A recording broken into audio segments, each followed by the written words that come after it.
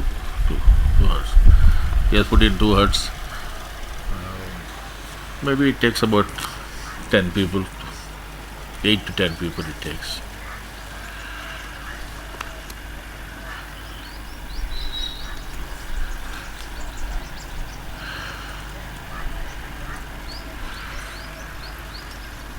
On this auspicious occasion of Sri Krishna Jayanti, I try to share some of my understanding on the thoughts of our beloved Master Sri Ramchandraji Maharaj of Shahjahanpur in connection with Lord Krishna. Since they relate to changing the course of one's life, I thought it is relevant on this occasion. In the article Spiritual Training through Yogic Transmission, he wrote that by the grace of my Master, I shall try to reveal a great secret or a mystery which the people in general do not know. It's a great wonder when a great personality like Lord Krishna, Swami Vivekananda, or my Master changes the entire course of man's life. How is this done? This, of course, is an inverted quote. Some skeptics may say it is, after all, due to the person who wanted to change himself, and the Master or Guru was the cause merely for name's sake. If Lord Krishna had such power, why did he not change the heart of Duryodhana instead of bringing about the battle of Kurukshetra?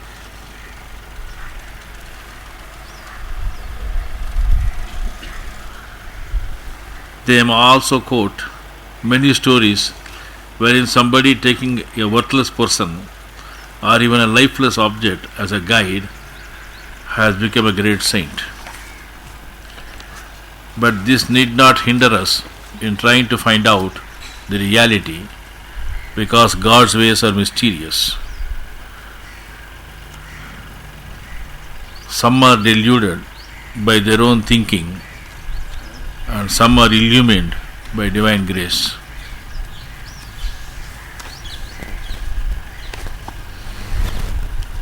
True that some of us think that we understand everything or are capable of understanding with our intellectual endowment everything. While this is good, the avoidable irrational corollary to this, that what I do not understand is not correct, is not very helpful in the search of truth. As Master has warned us, we should not get deluded by our own thinking, which many times are based on partial facts or fragments of truth. There can be many points of view, and it is obvious that the point of view of the center is the best, though it is not that easy to have. Every sadhaka tries to go near the center from his angle, and as he approaches the center, his vision gets broadened. Master continues, if the question as to from whom Lord Krishna got light is put to me, my answer would be that he is self-luminous. But then, this need not mislead the inquirer that he too is self-luminous and everyone else is also such, and there is an end to all inquiry. Logical speculations are no substitutes for the cravings of the heart. The heart is not satisfied even if the logic stops dead in some blind alley. The inquiry that we are having into the nature of real self or God or Master is not something that we can restrict to the realm of the intellect, in which case it will be partial and the result would be partial truth, or shall I say, partial untruth. We are surely part of the divine and an integral part at that. But our mind cannot be Master's mind unless we purge out all the dross and dirt out of our system and make it as pure as we can. It has been stressed by Master many times that our conscience can be pure only when our mind, manas, chit and ahankar are purified. Perfection, we know, is an utopian goal, but near perfection is what we can strive for. It is here we need the help of others to purify ourselves and the relevance of Pranahuti. For this we attend to purification of our system assiduously, practicing the methods given by the Master. Master continues his message saying that Pranahuti is effected through the power of will, which is always effective. If a trainer in spirituality exerts his will to mold the mind of the trainee, it will bring effective and excellent results.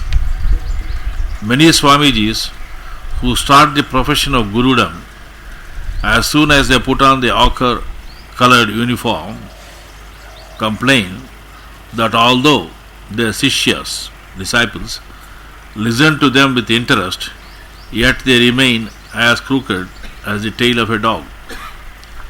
The reason is obvious. Either the Swamiji does not exert his will or he has got no power. The teachers prescribe many laborious and brain-taxing practices and leave their disciples to their own fate. Neither does the teacher know the result of the methods, nor does the disciple care to use his discrimination. The result is internal grossness, dullness of the intellect, and loss of freedom on the part of the disciples, and corruption, degradation, and moral turpitude on the part of the gurus, who are very conscious of only their right to teach, but quite unmindful of their duties and responsibilities towards their disciples. The worthy trainer, with the power of yogic transmission, weakens the lower tendencies of the mind of the trainee and sows the seed of divine light in the innermost core of the Abhyasi's heart. In this process, the trainer uses his own will force, which has the divine infinite power at its back. In a way, he is conscious of that, and he just focuses it through the lens of his own will upon the heart of the trainee. The trainee may not feel anything at the beginning. The reason is that he is accustomed to feel only through the senses, and the divine power is beyond senses. After some time, however, he may feel the results of such transmission, which also are in the form of subtle changes of the workings of his vital parts and of the tendencies of his mind. Master in the same article states what happens to spiritual training in some organizations. There is an organization in this part of the country which professes to impart spirituality. It commands a pretty large following, and and people who join it seldom break off, even though some of them, to my personal knowledge, are greatly disgusted and averse to it. I find that they have adopted unspiritual ways to keep the Abhyasis bound fast, not only by inducements and allurements, but even by fright and threats. And when I study their inner condition, I find not one of them having any spiritual achievement, but they are only caught up by some material force.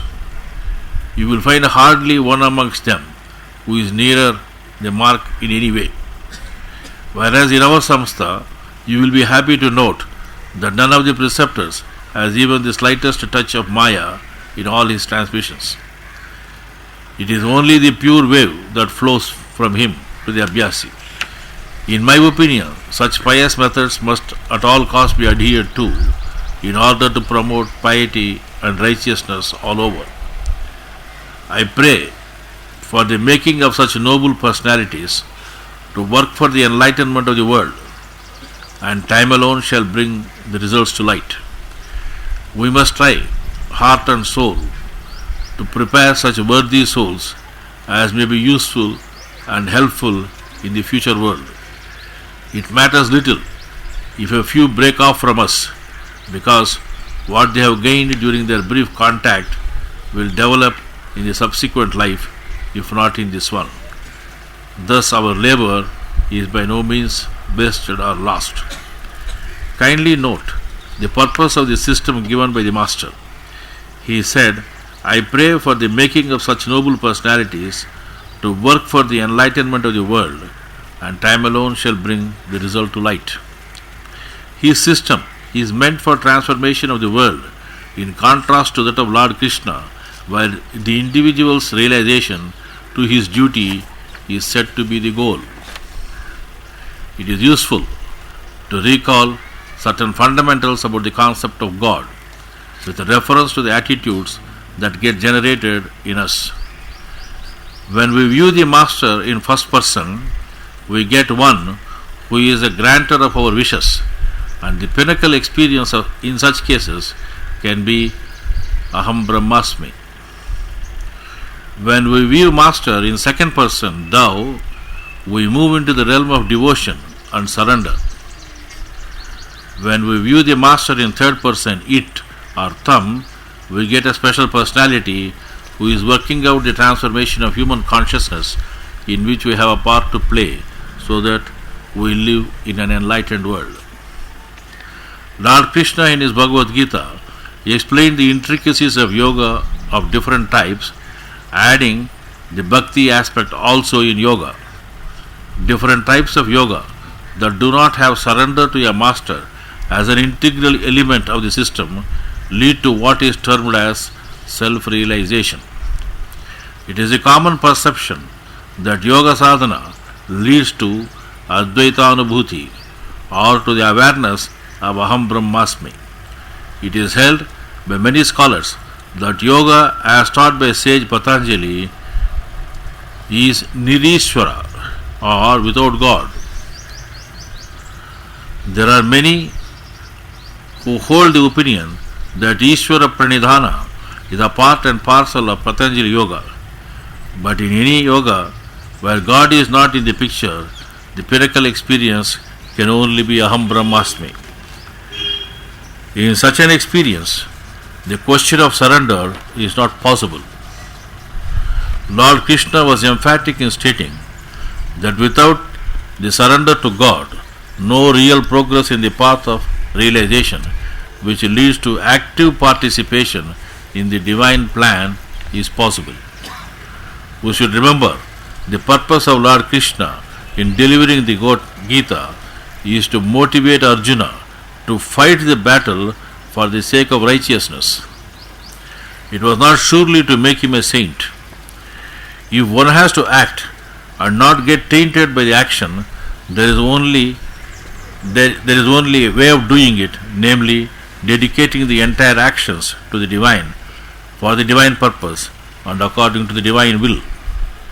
This state of consciousness is possible only through surrender and not the methods of Ashtanga Yoga or other yogas bereft of bhakti and surrender. Thus the Lord was presenting himself in the first and second person aspects of God. Master, even while giving the prayer for all occasions, starts with the words, Thou art, and thus makes it clear that we should start with the state of surrender to the Master so that we reach his stage. His stage being Tam, we find the Master keeping before us the second person and third person aspect of God. That is why when he talks about the surrender, he gives a definition of total surrender as surrender to all that exists in the universe. It is no surrender to any person or God that he talks, but surrender to the infinite being which expresses itself everywhere. The transition from an orientation to the second person God to the third person is not that easy for the sadhaka. I seek your indulgence to quote Dr. K.C.V. from his diary. Thus I found myself made to abjure the old theoretical ways of approach. I had to remake myself in a new way. I had to take stock of my whole past. All sectarian and caste conceptions had to be rethought. Philosophies help bind people to set notions. Thus I was to meet the challenge of the new. It happened that I should meet Sri Ramchandraji. Firstly, his views were clearly different from my whole past. The conception of the ultimate as zero was quite against my philosophic inclination. Having failed with the positive concept, it is time to experiment with this. Is it likely to be true? The zero has to be understood as the beginning or origin of all possibilities, being nothing of what it becomes. The concept of invertendo shows how the deformation of evolution is natural and the power inherent in zero, nirguna. I began understanding the meaning of vivarta. All flow necessitates the inversion and it is natural. The formations of the descent are clearly on the principle of inversions. The vast Brahman extends up to our knowledge of it. Thus truth, consciousness and bliss themselves are attributes which get transcended in higher approaches. Satchidananda are not the ultimate reality. They too being terms of knowing. Shankara too gets transcended. The individual is continuous with the universal and the ultimate and is not abolished. The pralaya or emergence is cosmic or supracosmic and then all are withdrawn into the ultimate. The individual ray of the ultimate has created for itself an organic organization of physical, vital, mental and supramental centers and organs. These may well be the knots which have demarcated the several systems known as the physical, vital, mental or bonal or muscular or circulatory, elementary, harmonic, nervous, supranervous and psychic. They have become autonomous in a sense, but have to be opened up for higher control. This is possible only by bringing down the highest power of the center and not merely the higher power just above the human. It is a necessity to mold the lower in terms of the highest through the higher, which has also to mold itself to receive the highest. That leads to going beyond the Arvindonian Vijnana, molding of the mental, vital and physical. This is done by means of transmission or descent of the highest consciousness or condition itself into the lowest region of the human heart or the organism as it is. The yogic process is this transmission from the ultimate, which alone can shape the entire being of the abhyasi for the experience and realization of one's oneness with the ultimate and experience it in one's own physical, vital, mental and spiritual levels. Called by Sri Ramchandraji, Pinda, Brahmanda, Parabrahmanda and central regions under the direct force of the center. Shaping of the entire being or molding ourselves thus means a total integral and holistic transformation in our way of living. We are aware that during meditations we do go into very deep states and sometimes we are at the gross level. Broadly we may say that from the egocentric awareness to ethnocentric awareness is a normal mode of meditation of many of the meditators. However, we do seem to enter into cosmic and pancosmic or paracosmic levels of consciousness, and surprisingly, in almost all the sincere meditations we do, we enter into a state of thumb or total ignorance, as revered master calls it. This is the one imperience that impels us to continue our meditation, even as our master has stated in his commentary on the Ten Commandments. If it were not so, we will be facing the problem stated by Lord Krishna in the chapter 12 of the Gita, sloka 5, which was translated by Sarvepalli Radhakrishnan as the difficulty of those whose thoughts are set on the unmanifested is greater, for the goal of the unmanifested is hard to reach by the embodied beings. One of the, if not the unique feature of the system of revered Babuji is that such unmanifest thumb is within our reach during our lifetime. This is one singular contribution of this system for which humanity shall be indebted. It is this awareness of the thumb that makes us to live the fraternity that has been spoken of for over several millennia. Prayers have been the time-tested method of reaching the Lord. That we should pray for all in the universe for the spiritual good is by itself a great prayer, no doubt. But that we can will for such a change is the possibility the imperience of thumb grants us, and this has not been heard of so far. The method of this prayer, which uses our will while stating that all people of the world are my brothers and sisters, and that we are developing true love and devotion, is no ordinary petitioning prayer. It is an expression of a will and determination to live according to the will of the Master. Lord Krishna appealed to Arjuna to act in such a way as to discharge his duties as enshrined in the Shastras. He was talking of Swadharma, though that is done ineffectively is more important than the Paradharma, even if done effectively. Commentaries and criticisms of the commentaries is not our concern. Master has stated clearly that it is our primary duty to realize our oneness with God, and this God is something universal which does not distinguish between castes and races.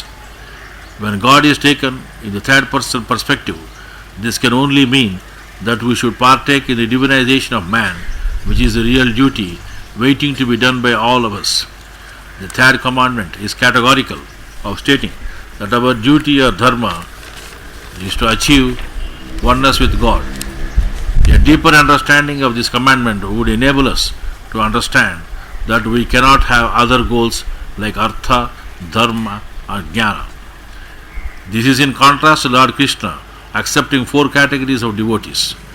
In this context, it is prudent for us to consider the statements of the Master regarding what type of prayer we may make.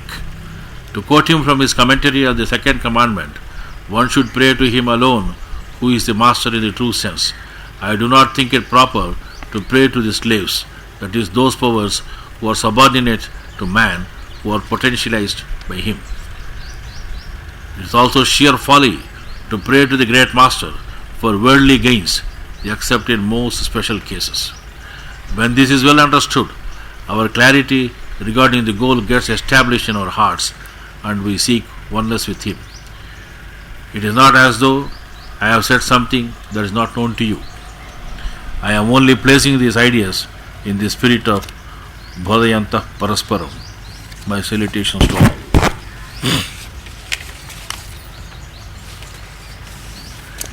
Gichevaya? Nilla, thank you.